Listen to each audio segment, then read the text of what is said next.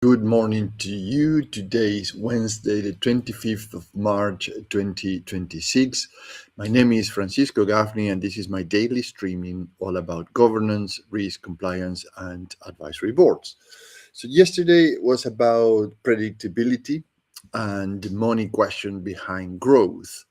And today is probably a harder conversation because once the board, the executive team, the founders sees where returns really come from, the next question I think is land very fast. And this question is, why does this business still need so much personal intervention to deliver what it already knows and do so to sell, right?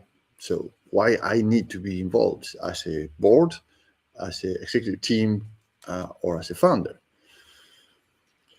Now, this is where I come in as a board advisor. I build a rotation international advisory board around the live milestones so the board gets the right mix of audit, risk, cybersecurity controls, and operational performances, and the expertise is faster than hiring one executive without consulting load and without carrying the stale capability into the next phase, meaning that actually sometimes you hire a stellar um, hire, somebody that is very experienced, very capable, very an expert in that area, and 6 months later you start to realize and say, well, we have somebody here that actually probably we are pardon for the term, underutilizing because he already delivered his expertise, but now he's in a payroll, and how we are going to leverage all his capacities and expertise.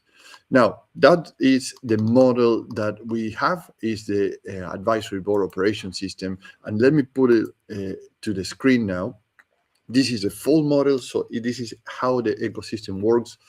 And the point or the section that we are going to address today is this one, which is about performances, governance, risk, and compliance, and assets. So these are the systems, the things that are the foundations of organization, and that will give you the controls and the resilience that you're looking for without the board over involvement, without the founders over involvement, and without the executive team having this boomerang effect, right? So where you set activities, plans, strategies, perhaps in Q4 last year, and now we are at quarter end, month end, Q1 2026, and all of a sudden things start to come back to you and say, why this is happening, right? So some of the things that we're going to discuss today are related exactly to this.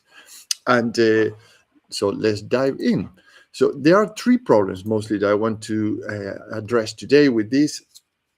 And is in your organization is what I call the success trap exhaustion. So the high earnings coexist with zero energy because the board, the executive team, and the founders still managing solos rather than a system.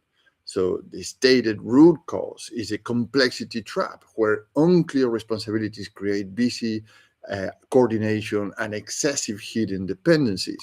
And this is a big problem because I'm going to show you some examples and statistics now that illustrate how big is this problem.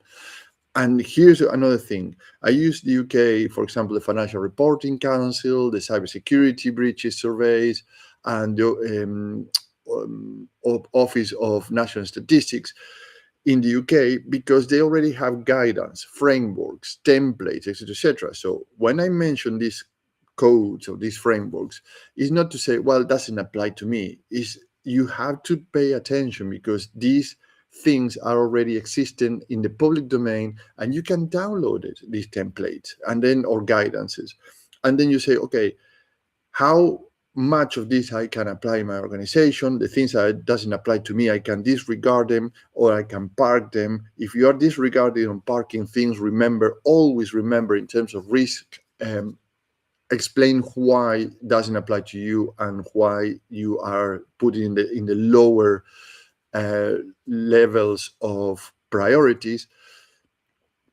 because if something happened there, at least you know why you disregarded, because that shows you what is the state at the time that was put as a lower risk But if it becomes a higher risk, at least you know which is the context, why it's not considered, and what are the near misses, or what are the things that you need to improve to make sure that this is considered in the future improved and make a better control, so it doesn't come back to you when the problem happens.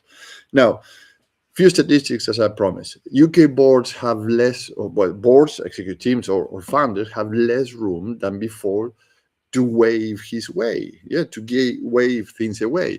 The code now requires boards and executive teams and founders to make a declaration of the effectiveness of their material internal controls. And also the Financial Reporting Council says the risk management and internal control framework should not be seen as a periodic compliance exercise, but a part of a day-to-day business and governance processes, right?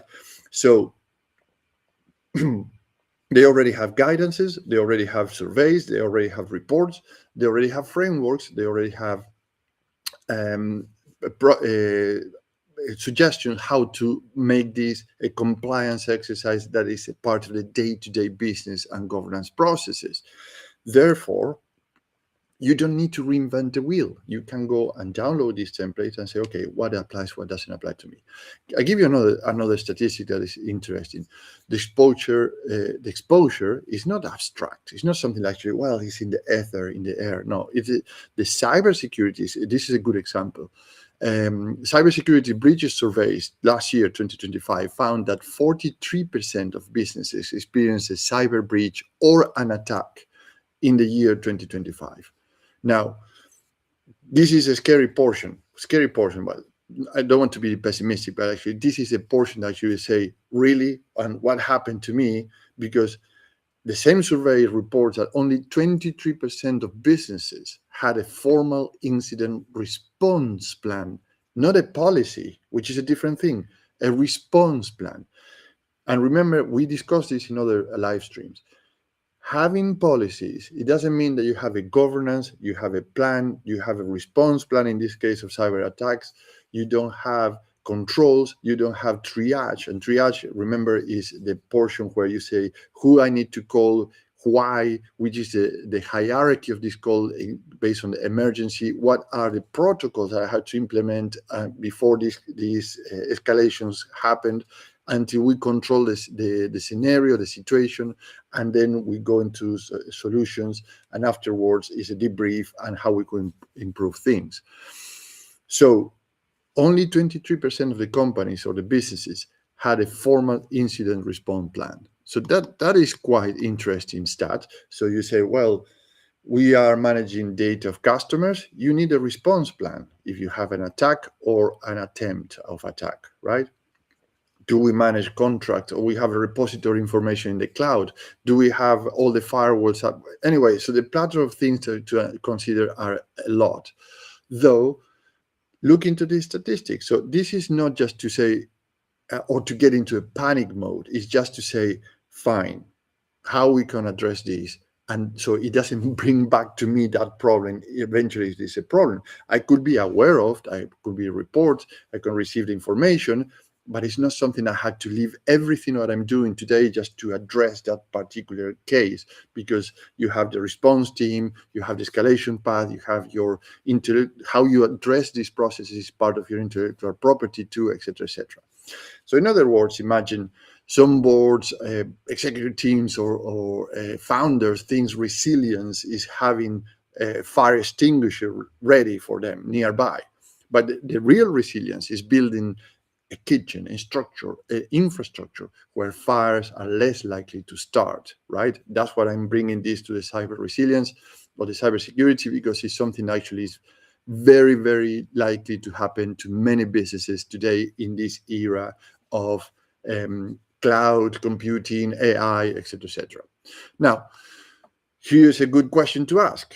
If personal oversight is not the same as control, what does the board, the executive team, or the founders need to build so the business can absorb stress without burning out its key people? That's what I mentioned. In other words, they say how we do things in ways that actually we have systems in place, governance in place, responsibilities, people that is responsible for the areas and departments, etc., that they are accountable for the things they have to do, and it's not boomerang again to all the founders, the executive team, and the board, the problems and the issues. I'm not talking about reporting. I'm not talking about awareness. I'm not talking about a memo where they say, this is what happened, this is how we're addressing this is where we need you, rather than we have a problem, we have to stop everything and all hands on deck, as they call it. If you have these kind of things, you have a problem here in terms of your systems, right? Okay, so as a board advisor, what I would propose to consider is the following. If you look into the model here, you have the systems, and in the systems, what we are calling is the controls and resilience, right at the bottom. So these are your systems. And then you have your performances, your governance, risk and compliance, and your assets, because actually it's all related to your assets, which is your organization, intellectual property, your services, your operating systems, your products, etc., etc. Now, through the lens of assets, we look at the model and we see the assets, as I mentioned, asset, governance, risk, and performance. So assets means killing the low value work that drains capacity, right? So you don't want the low value work that actually drains the capacity of your team. So then you have to look into that things. In terms of governance, risk, and compliance means moving from informal vigilance to a structured oversight, meaning all the things that we discussed so far. So what are the processes and systems that are in place that doesn't bring everything back and requires all hands on deck? In terms of performance, it means the designing the processes so the delivery does not rely on escalations after escalation after escalation, right? So the teams and the people know what to do, how to do it, and this is part of your documentation, and your documentation and evidence is part of your intellectual property, which in return, it gives you a higher valuation because it's transferable. So the same processes can be transferred not only to the people and execution teams, also can be transferred as a whole organization. And this is a value in the organization to increase the multiples of valuation of your company. So the milestones is very clear. Establish an independent audit discipline and an operation control system that ensures delivery discipline. Now, more statistics? Sure. The Office of National Statistics gives boards a useful warning here. And here's a warning, that's interesting. So the analysis shows, or this Office of National Statistics, the report, the biggest barrier to improving management was too little time to think about or implement changes, right? Too little time to think about or implement changes. And this is not changes for the sake of it. They are talking about weak controls environments that rarely fail because people do not care. It's not about this. As far as I know, nobody wakes up in the morning thinking, I'm going to fail today. So it's not about the people that they don't care. It's about the systems are not prepared to address the issues when the people have them. So they fail because the current system leaves no room to improve itself. That's why I designed the advisory board as an operating system, as you see in your screen, because the system is the one that actually operates and helps people to be more efficient. As I mentioned, I woke up this morning and said, I'm going to have a great day. I didn't wake up this morning and say, I'm going to have a bad day. But that's very rare. But anyway, in terms of, and more statistically, the Financial Reporting Council guidance, and again, the guidance I mentioned earlier, points to the practical standards. So controls should be tailored, embedded in operations, able to respond quickly to evolving risk, and supported by immediate escalations of significant concerns. So that is not a paperwork board, really. That is an architecture of the delivery discipline. So you have a delivery discipline, it's documented, it's evidence, it have clear guidance on what had to do, on where the things have to be moving. And there you go. Is the Financial Reporting Council has a guidance already. So this is something that you can download and start to look into your organization and say, how I can make my teams more efficient, less dependent on escalation, and more capable to do the things that they have to do more independently without burning anything. So you will say, all that sounds right, but Boards or executive teams and founders do not need another elegant diagnosis. Of course, you don't need another. You need practicality. You need someone who can install this without slowing down the business. So, what does that look in practice? That's where I work. Working with me gives you three distinct outcomes, differentiators, and risk reductions. In terms of the outcomes, I build a rotation international advisory board around these controls and resilience milestones. So bringing together the exact capability mix needed across audit, risk, cyber, controls, designs, and operation performance. So the boards, the executive teams, and the founders get faster movement from dependencies instead of firefighting to deliver discipline without waiting for a single hire to carry the whole load of this responsibility. So you have a very, very clear business outcome, how we are going to help you. In terms of differentiator, I do not treat control as a compliance annex. I install the board operating rhythm, right? So that means the sharper audit and risk cadence, control ownership, map to real decisions projects, the key logics, meaning actually should we continue with this or not? Friction audits and clear reporting and an escalation model that surfaces emerging issues before they get expensive. Because sometimes you have issues in your organization that you are financing constant problems rather than actually addressing them and reducing those costs. And there are plenty of examples of that. We are not going to get into that today because we don't have the time. But also that helps to reduce the risk. So the bench stays modular. And what I mean is that the members of the board of advisors that I bring together are refreshed every 6 months as the project evolves, because you don't want to stall with the same group of people. So the company gets the right specialists for the phases where they are evolving, right? So avoids talent locking and avoids paying for oversized consulting support when the real need is target control capability on some specific things. Right. So one action you can take home today, and it's doable in 30 minutes or less, ask your team to list every recurring process with more than 3 approvals, and then mark which ones genuinely reduce risk and which only hide weak decision design, meaning that you have 3 approvals, and this is to hide ownership in decision. Probably you have a problem there. So there's too much, as they call it, too much fat in the system. You don't need 3 approvals because actually that's avoiding responsibilities and accountability. So that is why the things come back to you when they shouldn't. Anyway, so let's pause it here for today and reconvene tomorrow, because tomorrow I will move into transformation and reinvention, because once the board, the executive teams, and the founders has tightened the controls that we mentioned today, the next danger appears. The very system that created reliability can become tomorrow's bottleneck.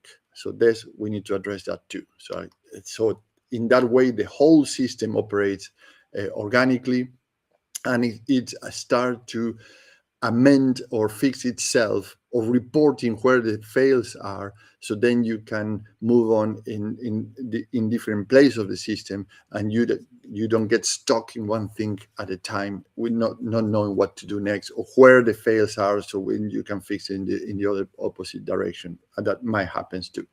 So if you are a board member, executive team, or a founder, and you need to install a real delivery discipline through an advisory board and this operating system, set up a 30-minute call so I can understand your position, and build this rotating international advisory board around your controls and resilience milestones. So you get the right expertise faster than hiring one executive, without consulting overhead, without the talent lock-in, and with the flexibility to refresh the bench as the work changes and progresses. So have a great day, and I will see you tomorrow. Thank you. Bye-bye.